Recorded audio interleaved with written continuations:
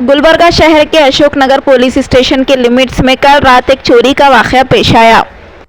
शरणा बसप्पा चौधरी नामी शख्स के घर में घुसकर चोरों ने टोटल 43 ग्राम सोना चोरी किया है। चोरों की ये हरकत पूरी सीसीटीवी कैमरे में कैद हो चुकी है।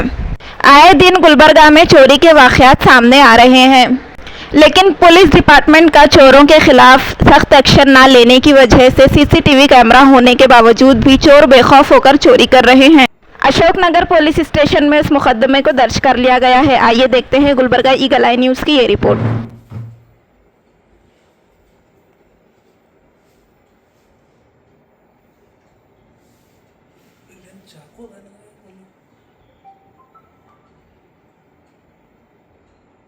ಅಲ್ಲಿ ಕೈಗೊಂದು ಇದು ಕಟ್ಕೊಂಡು ನೋಡ್ರಿ ಕವಣಿ ಹೊಡಿಯೋದು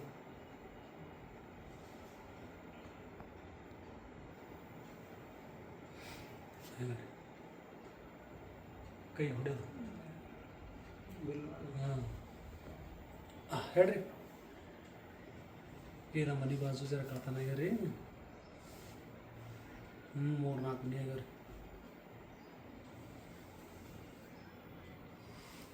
ಒಂದು 2 ನಿಮಿಷ ಹಚ್ತೀನಿ ನಿಮ್ಗೆ ರೀ